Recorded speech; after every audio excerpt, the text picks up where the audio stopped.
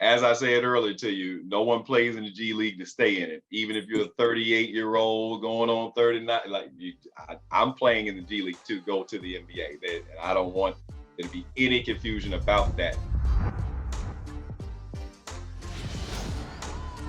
Hey, welcome to the Players Platform for BBM Sports, joined today by my guy, Andre Ingram. I'm Mike Hill. 5 years ago this month, Andre, he had one of the most legendary NBA debuts of all time. Let me set the stage for you just in case you forgot about it. It was April 10th, 2018, when after 10 seasons of playing in the NBA's developmental league, the G League, a 32-year-old Andre Ingram made his NBA debut for the Los Angeles Lakers against the Houston Rockets. Andre became the oldest American rookie in the NBA since at least 1964. He went on to score 19 points, the most by a Laker in his first career game since Nick Van Exel did it back in 1993. Andre also connected on 6 of 8 field goal attempts, knocking down 4 or 5 trays to go along with 3 blocked shots. It was a magical night. I remember it well, a real-life Rocky Balboa story. Andre, even though your Lakers lost that game in your debut performance, you went viral, man. Everybody was talking about you. You were the hit on SportsCenter for a while there. What do you remember about that night?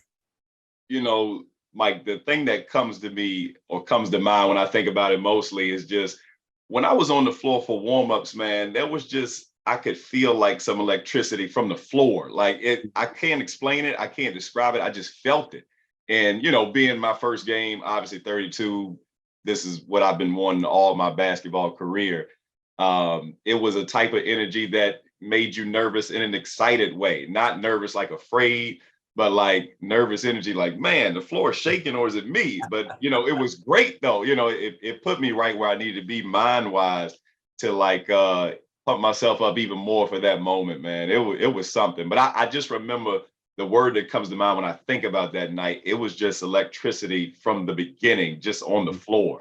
Mm-hmm. Well, you know what? It was a magical night. A lot of people remember it well. Once again, I mean, it's just something that's going to live for a long time. Maybe they'll be making a movie about it. We'll talk about that a little bit later on. But take me back early on when you first finally get this call. I mean, you've been in the D League, you've been in the G League, I should say. You've been playing basketball your entire life. You finally, at the age of 32, get the call that you're going to be putting on the Lakers uniform, not even knowing if you're going to play or not, but you're going to be putting on the Lakers uniform. What was that like? Yeah, I mean, I like to tell people it's everything you thought it was and more. The thing about it is, like, that time in the G League, people stayed in the G League. It was the D League back then. But people stayed in for about 2 or 3 years tops. After that, you went overseas, you made your money, and had an excellent career. Many guys have done that. That just wasn't for me. You know, I just always kind of felt like I was close. I even started with the Utah Jazz organization. They had a G League team. And so my first 4 years in D League was with them. And then I got transferred to the Lakers. And I just kind of kept after it just because I felt like I was close. I felt like I knew what I wanted to do and I had tunnel vision. I was like, man, G League's the best route for this dream I want. I'm just going to stick with it and just see what the end's going to be.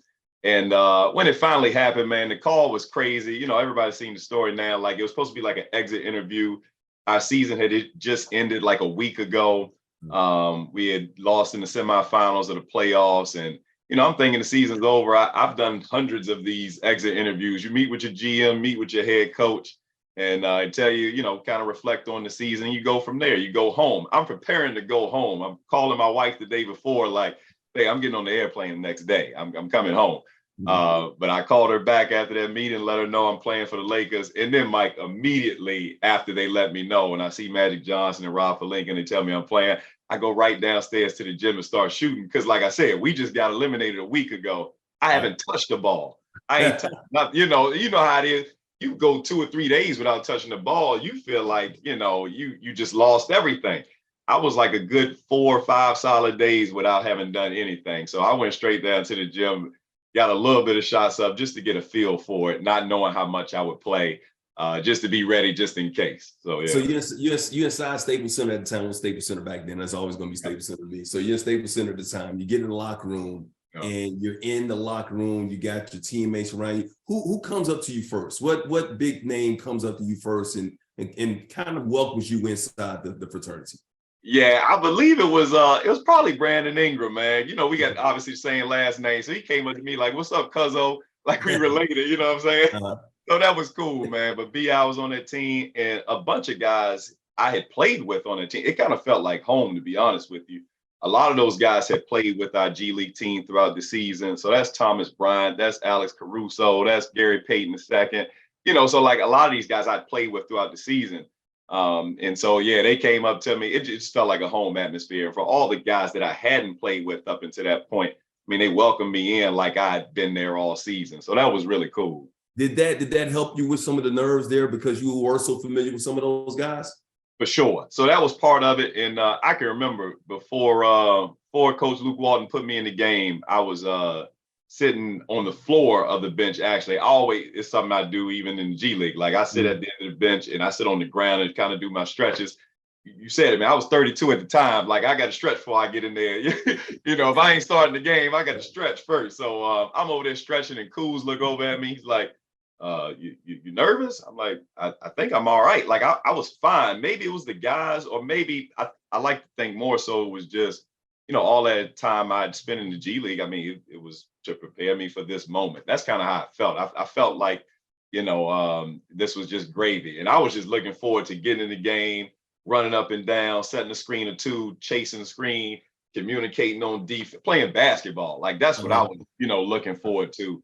It wasn't even about the shots, but like every ball player know, that first shot go in, you just feel like a different man. So, you know, I want to talk about the shot in a second. So you finally Luke looks down the bench, yeah. gives you that call. You take your warm up off. You go to the scores table. I mean, you talked about the electricity just from the warm ups. Yeah.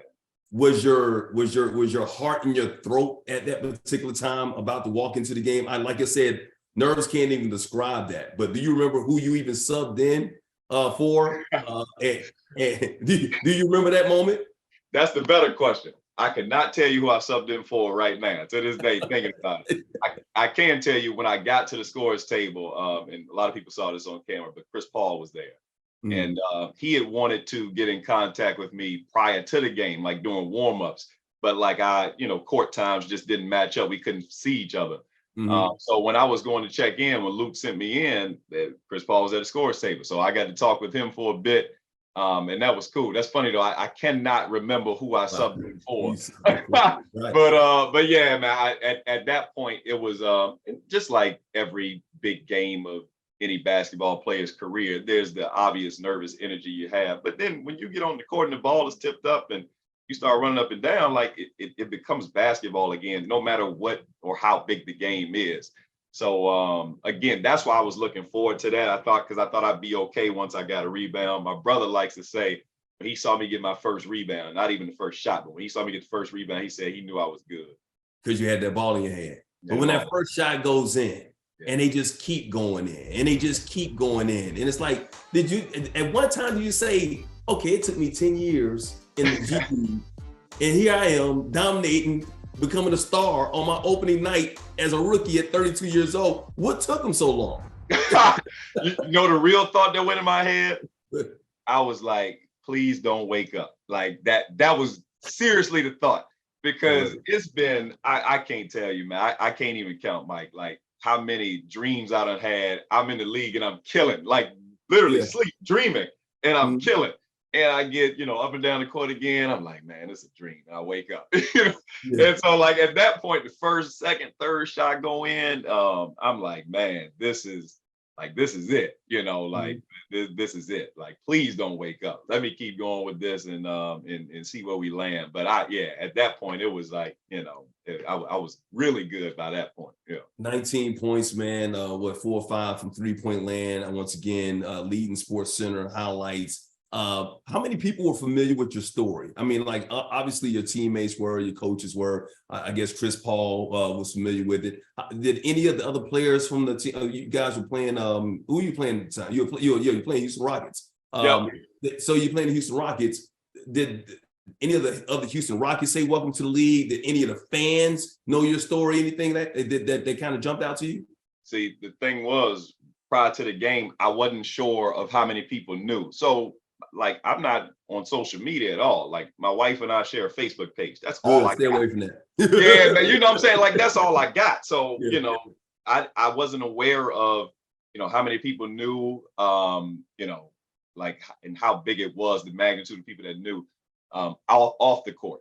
And I could tell immediately in warm-ups that people did know. So in the Okay. warm-ups, like I said, I could feel electricity on the floor, but then I kind of can hear, like the fans and and I'm like, okay, fans know something. But people say Laker fans are like that though. They know the game as well. Yeah, They're they do. knowledgeable fans. So that was cool. But I definitely did hear from a lot of the Houston Rocket players, whether it was on the free throw line, they next to me, like proud of you, champ, stuff like that. So that was the coolest part for me. Ain't nothing like having the respect of your peers. So my guys, the Laker guys, they obviously knew who I was because at that point I'd probably been on the Lakers G League team for about 6 years at that point.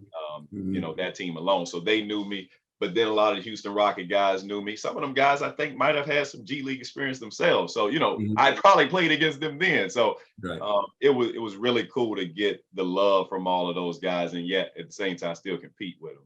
As the game is going along and you're having such an outstanding game, once again, scoring those 19 points and getting that feel and whatnot, you look around the arena, like you say, you don't want that feeling to end.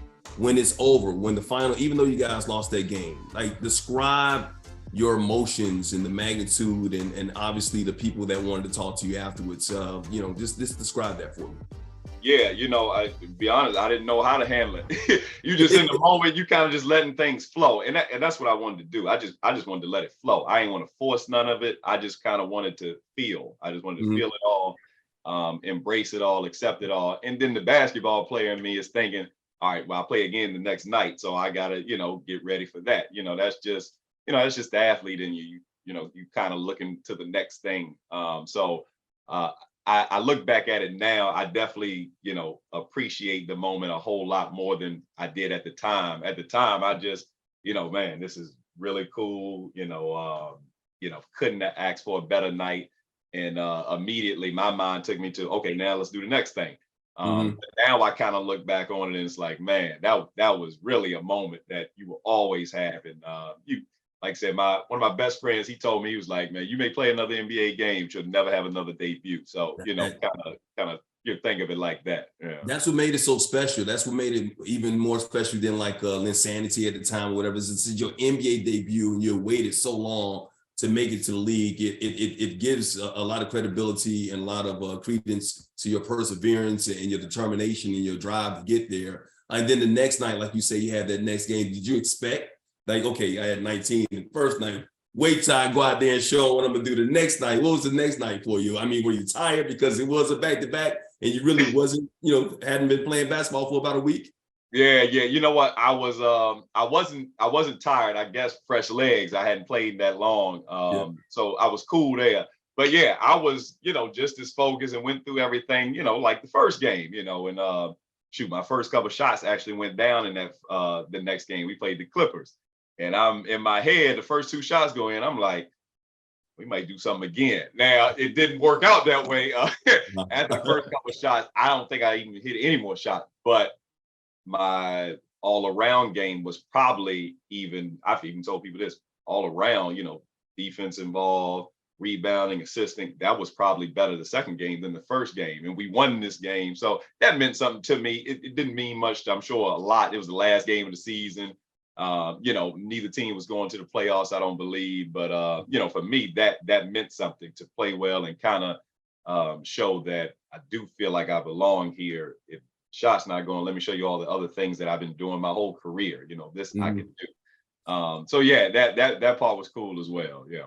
Let me go back now because a lot of people. I want to talk about your time in the grind and, like I said, the determination to get there and the fact that you said. A lot of players to spend like 2 years in the G League and then they're like, you know what, I can't do this anymore. Let me go overseas, make some money, do all that type of stuff like that. What kept you there? I mean, like, obviously it paid off because you had your debut or whatever, but 10 years in the G League when most people would have given up, like you said, 8 years prior to that, what kept you around?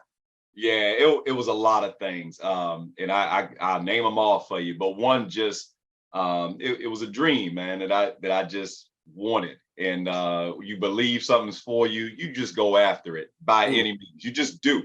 And in my head at the time, like this was the only way, or this was the most direct way to do it. And people ask me a lot now, like, what advice you give like younger guys, and I'll always tell them, like, just because this is the route I took doesn't mean like that's the smartest route, the best route. It was just mine, and I knew that. I knew for me, this is the league I belonged in. This is what I wanted to do, and I believe I got something waiting for me on the other end if I could just stick with it. Mm-hmm. But during that time, I do like to clarify, like, it wasn't always like I was just super inspired and ready to go. You get 3, 4, 5 years in, you turning down overseas offer after overseas offer. You start to say to yourself, it was, I'd say, a good handful of times where I said to myself, man, I have really messed up. I could have at this point been, I could have had an excellent career overseas, made a ton of money by now. We'd have made the wrong decision. I had to come to that point about 5 or so different times throughout that 10 years that I was still playing in the G League. And you wrestle with yourself about that. But at the end of the day, like, what it kept coming down to was, at some point you have to make the decision. Okay, I'm gonna stop this route and go this way. And every time it came time to make that decision, I always went back to the G. You're like, whether through prayer, whether through belief, or where I thought I was supposed to be, whether it's people encouraging me, my wife, she's seeing me like, hey, you got to keep going. You almost get like, she believed in me. So it takes a lot, man. It takes a belief in yourself. But it definitely takes the encouragement from others, because there was definitely times, like I said, I can count about a handful of times where I'm like, man, I've done the wrong thing, made the wrong decision. And you just get picked back up off of that and you get inspired to go again. So that's I'm glad you brought the family members and the wife, because that's so important. Because like you said, a lot of times, even when you're going through what you're going through, trying to reach that dream, that goal, you got that dream inside of you, and you have that ability, you still need people backing you up. You still need people giving you that support, especially if the dream that you're on, the path that you're on right now, isn't necessarily bringing in a lot of money, a lot of things, a lot of sacrifice you're not seeing your family. So just obviously you give your wife a lot of credit, but how much credit does she deserve for basically being that encouraging voice in your ear, and not saying, baby, it's time to go to Russia. It's time to go Lithuania somewhere to get some of that money. I gotta say, like, it doesn't happen without that, because that's my wife. We got kids. At this point, if at any point she's like, look, you've given this an honest shot longer than anybody ever has. It's time for us to go make some money and take advantage of some of these opportunities you've been getting, because they don't just keep coming. And after a while, they stop coming because people just say, man, he's not going to come overseas. So, after a while, we stopped getting offers. But at any point she had said, we need to go after the money right now, we have children to take care of, then I would have had to, that's my wife, these are my kids. We got to be provided for. We got to take care of them. But to her credit, man, she never did that. And she always believed in me. Sometimes you don't, even, you wonder yourself, like, what am I doing, man? Am I even good enough to do this? And other people see what you can't at the time when you're discouraged. And she always did, man. So she was a huge help. Obviously, my brother, I mentioned him earlier, huge support system. My parents, obviously, huge support system. So I got strong support that kind of kept me going. And they watched me play all the time. So even if they're not there physically, they're watching and seeing. And they're like, you're closer than you think, closer than you think. And man, I just decided to believe them. So you believe in yourself, your family believes in you, but obviously, you playing, I think you played the most games of anybody ever in G League history. I think you did all-time 3-point made in G League history. So you've made a mark in the G League. A lot of people know who you are. You're a legend in the G League there.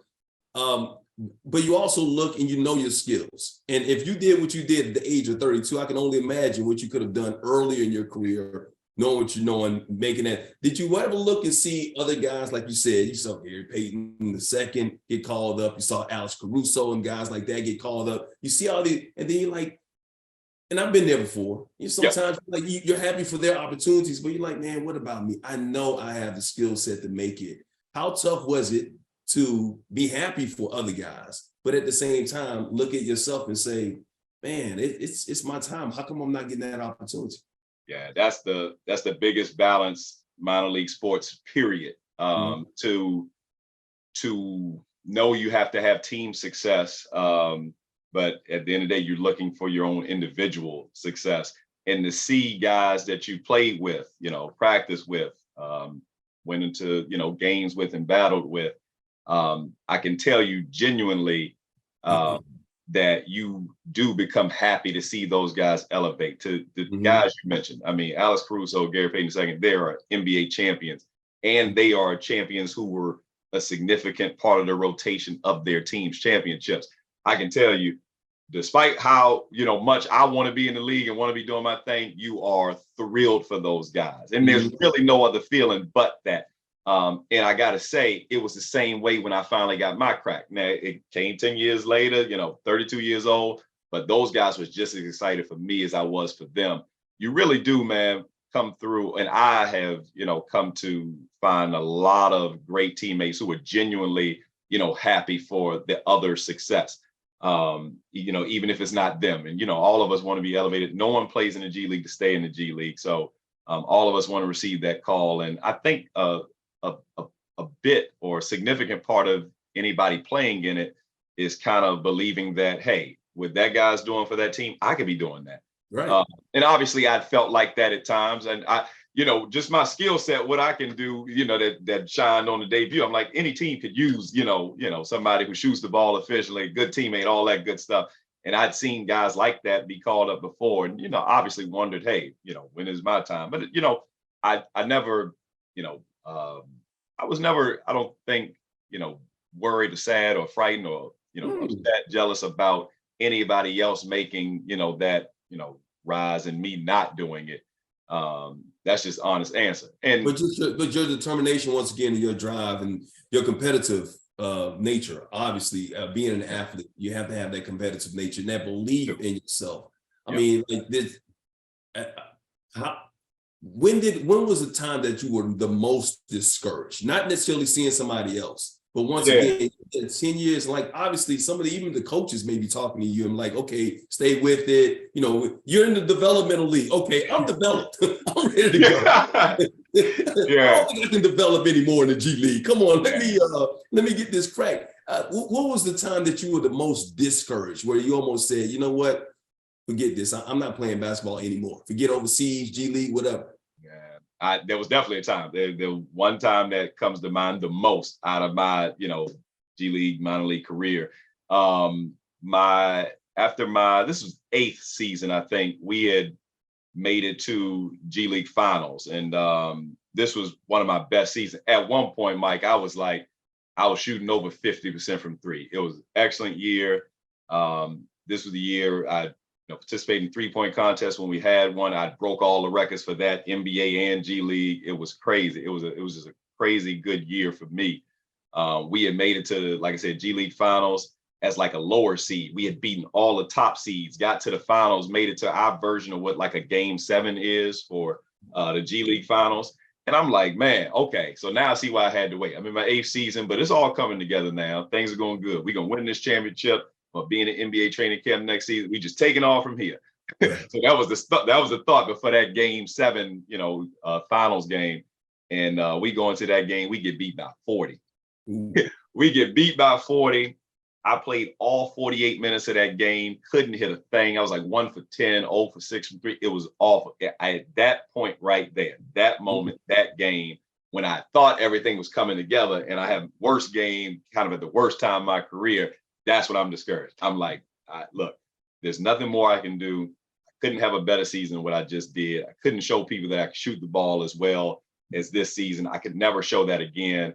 This is it for the G League. I'm doing something else. I'm not coming back. That was it, And when that happened, that next summer or the next fall is when the only stint I had overseas. I took a job in Australia. I told my wife, look, I don't care who it is. First team that calls, we're just going. I'm just going. I'm just going. Went to Australia. Mike, I lasted every bit of 10 days, not even 2 weeks, because it just I could feel it immediately. I went over there excited, thinking, yeah, this is what my career is supposed to be. I should have been here. And you get there and it's like, it's just nothing like what you thought it was. Perhaps I'd spent too much time here. And Was it the food? What was it? What was it about it Australia? wasn't even the The food, country man. or just the league itself? I'm gonna tell you this. Everything that you would want for your first overseas experience, that place had. Australia was beautiful. They speak English. The country was beautiful. I'm near the beach. I'm getting paid more money than I ever been paid. My teammates cool. Like, there was nothing wrong with the situation at all. It was me internally, spiritually. I could just feel it. And I know who I am. And I was a wreck inside. And I said, yeah, this is not for me, because everything, all the circumstances are perfect and I'm miserable.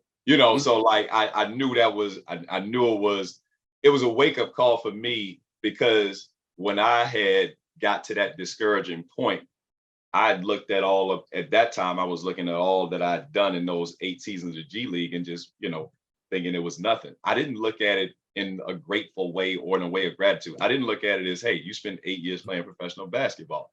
Hey, you have spent 8 years becoming one of the, best shooters this league has ever seen. Hey, you spent 8 years doing something that people only dream of doing, like a vast majority of people only dream. So when I had that experience in Australia and ended up coming back home, everything changed for me in my perspective and how I was going to play. And I just looked at everything through the lens of gratitude. And I just said to myself, I don't know why, I got to be in this league for this long, or why I feel like I'm being directed this way. But at this point, I know what the other side looks like. I'm staying here and I'm just going to keep going and I'm going to see what happens. And that was 2 years before the call up, man. The next full season I end up playing, that was the debut, year in call up. It was crazy. That's what I'm saying. It all pays off, man. You put some in mind. I mean, I think this is a great story. I don't know if you talk to kids, whatnot, but I think they need to hear this story. They need to hear this encouragement, because a lot of people are quick to give up on their dreams. But you put things in perspective and saying, look, I'm doing something that a lot of people want to do, man. It's made for a movie. We talked about it earlier, man. Disney made a movie about the rookie, about a baseball player. I think it's about time they make one for a basketball player. So I don't know if anybody's taught to you. Has anyone ever taught you about maybe writing a book or getting the movie, the whole perspective? Because this story needs to be told and seen by a lot of people. Yeah, both actually, book and a movie. As I've been told, these things move slow, and it probably would help if I stopped playing for them to get rolling on this a little bit even more. I still got it in me, Mike. I'm still training, I'm still playing, I'm still trying, so, but yeah, no, people have, come up to me about it. And I do speak with, the youth often, but also adults as well, man. Cause the age thing is kind of, like the thing for my story is that you ain't too old for anything. So it's not just kids that I talk to a lot of adults as well, man, and try to give them that push to, when you get to that point, that lowest, most discouraging point, if it's something you're chasing after that you believe is for you, then there is no stopping. There just isn't. I gotta admit, man, you're actually inspiring me today, to be honest with you, because personally, I'm just going through some things, trying to figure some things out, but listening to this story and putting things in perspective, and we get to do something that we really enjoy doing, man. Just got to enjoy the moment until your actual dream comes true, man. So once again, you're 38 years old now, 38? 37, but I will be though in November, 38. Look, you're younger than LeBron. LeBron's still balling. And a lot of, and you're still out here. So what keeps you going now? After that debut, I think you played 2 games that season. You played 2 more games, I believe, after that. So you played a total of 4 NBA games. Yeah. And you haven't been called back up since. That was what, 4 or 5 years ago? Was that? Yeah, 4 years ago. 2019 was my last call up. That was a 10-day. Yeah. Okay, 4 years ago. But you still got it in you. You still keep going. So you had something that kept you going then. Yeah. What keeps you going now at this time? Do you feel like, okay, George Foreman, they made a movie about George Foreman becoming the heavyweight champion of the world. Yeah. Maybe I can come back at the age 38, 39 years old and get another shot in the NBA. Do you still have that dream, or do you just love playing the game that much?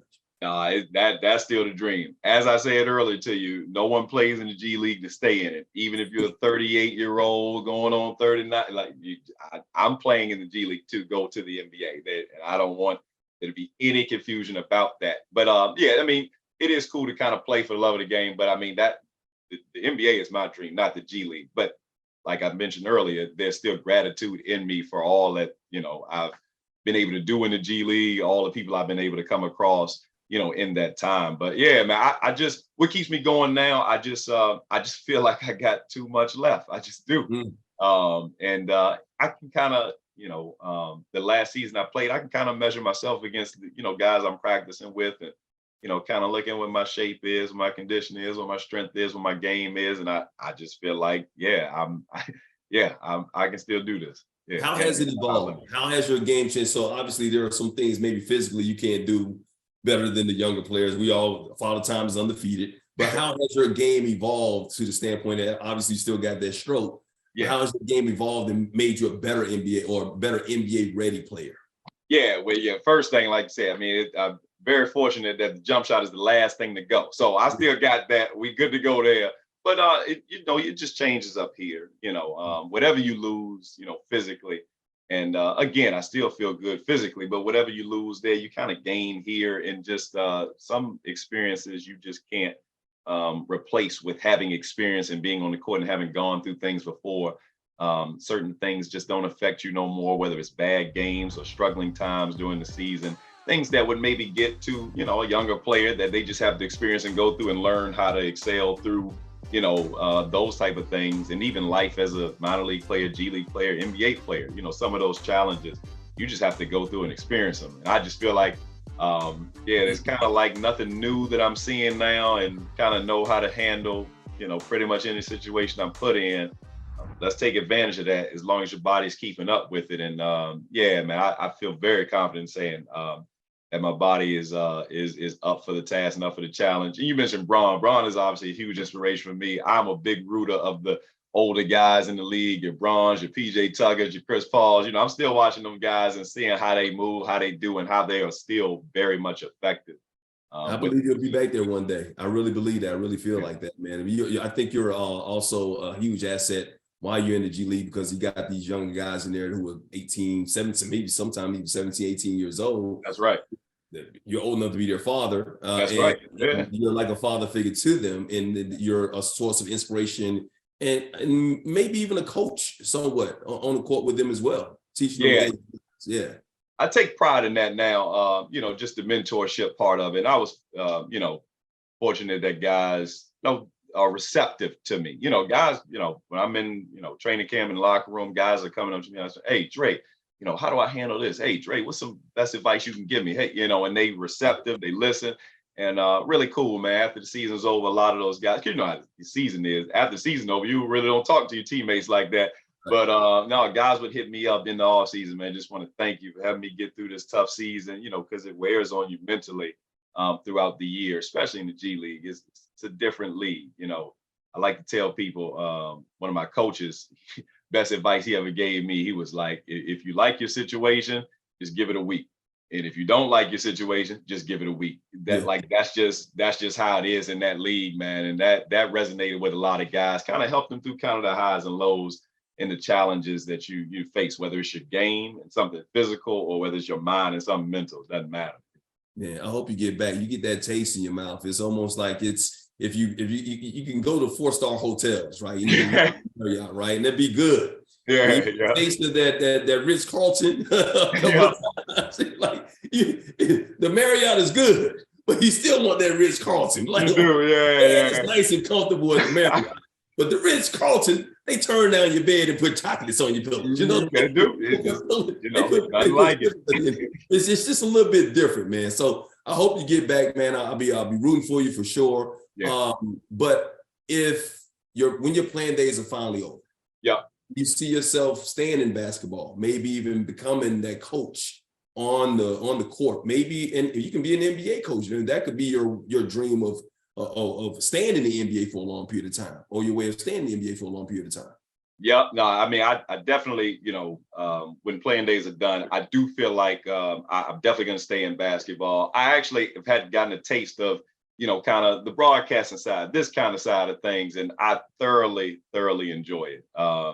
Yeah, so I got to call some play-by-play on some fake games, and it's been cool. I like it. Got to analyze some stuff in the studio before through the NBPA. So those things I kind of like. I kind of find a passion in. Coaching. I do think about it. Coach is tough. Like I'd gotten injured in one of the my most recent seasons, and Kobe Carl, George Carl's son, coaching the G League now. Team just won the championship. He let me come in some coaching meetings just to see what it was like. I've told him like 20,000 times, look, I don't want to coach, Kobe. I don't. He's like, come to the meetings anyway. I came to the meetings. It was what I expected. Those guys work, man. Between the amount of film breakdown they do now, and their hours are even longer than the players. So there's a lot of work being put in the game today. If you're gonna coach, I believe you really have to want it to, really want to do that and be passionate about it. And so that may be me, could be, but yeah, man, the broadcasting side of things, I do kind of enjoy it. Just kind of, all the different ways you can stay in the game, and it's a bright. I do have some bright, future ahead of me in that when playing days are over, and some good contacts and just some great people I met along the way that's going to help out with that. So yeah, I definitely see that, man, and you can count me in if you need one more person in your corner, man. I definitely love to see you behind the mic, man, in front of the camera doing your thing. So before I let you go, I got to get your prediction. I know the NBA playoffs are started. I don't know when this is going to air, so you got to keep that in mind. But who do you see in the NBA Finals and why? Yeah, well, on the East side, I'll start with that. That's the easiest side for me to call, at least I believe. But Celtics are just they're a well-oiled machine, and just knowing where they came from last year, kind of maybe having the finals in their hands. You think by Game 4, you're like, man, Celtics look really good, and they might can pull this thing off. Then Steph Curry does what he does and kind of turns the whole thing on his head. I think they remember that. I think they got that taste, like we talked about. And you just want to come back, and that's kind of the whole focus for them this season. And you figure with Coach Udoka, and all of his situation to start the season, you kind of wanted to see how that would play out. But Coach Mazzulla, man, he is, I mean, he's the truth. I'm listening to his in between quarter interviews, and short and right to the point, kind of no nonsense. And in this team as a whole, and the goals they have for this season, they're no nonsense. So I think he's perfect fit for that. I don't see anybody, especially with the injuries going on. Embiid is out right now. Giannis is out right now. So the Celtics look like they're coming out the East for me. In the West, it's simple. It is wide open as it is, and it is wide open. I believe you have to knock the champs out for me to not pick them. You got to knock the champs out, man. Wow. Yeah, okay. You got to knock the champs out. Okay, all right. And if I got to pick, I'm gonna go with the champs. They come back down from 2-0. Still believe, even though they can't get it, they haven't proven they can do it on the road this year. You still believe. Okay. That's the one worry about them. I feel like if they need a game, they absolutely need a game. And they almost had a game, game 1. But if they need a game, absolutely, that's the guys I'm going to bank on being able to do it. And like I said, if there was a clear dominant force in the West that I'd seen throughout the season, Denver had that in stretches, but also had kind of the, other side, like what's going on? Why are they losing to these teams type thing? Then maybe I could go with someone else. As wide open as that West is, I got to go with the champs until someone knocks them out. So yeah, I got a rematch of last year's finals. That'll be interesting. Rematch of last year, the Golden State Warriors and Boston Celtics. One more thing because obviously you're in the Lakers G League team. What do you see the missing piece? The missing piece, why they won't make it all the way to the finals this year, in your opinion? You know what? It's still very much possible, to be honest with you. There is no force in the Western Conference or Eastern Conference that can deal with an AD that's playing like AD is playing right now. I mean, he's beyond tough. To see him in person, because I've been, in the same practice facility as the Lakers. So I can see this guy, the size, the ability, and I can hear about guys who, have practiced with him. It's just nothing quite like AD. And of course, to me, Braun is still Braun. So though I'm picking the Warriors out the West, the Lakers are not that far behind, to be honest with you. And I don't care what their record is. I don't care what happened through the season with AD. And I'm just a big believer in Braun. I was told a long time ago, don't put anything past Braun. I think he's shown the world why. But yeah, I'm not necessarily sure there is a missing piece. I just, when you look at it and it comes down to, you got to put your money on a team, a player that's going to do this thing when it matters most. Mhm. How can you not say Steph Curry? How can you not say the champs? But that'd be the only reason. I don't think the Lakers are necessarily missing anything. Improved shooting. Austin Reeves playing great. Hachimura off the bench been shooting the ball well this series, especially. Troy Brown Jr. is an excellent shooter. The pieces around Schroeder.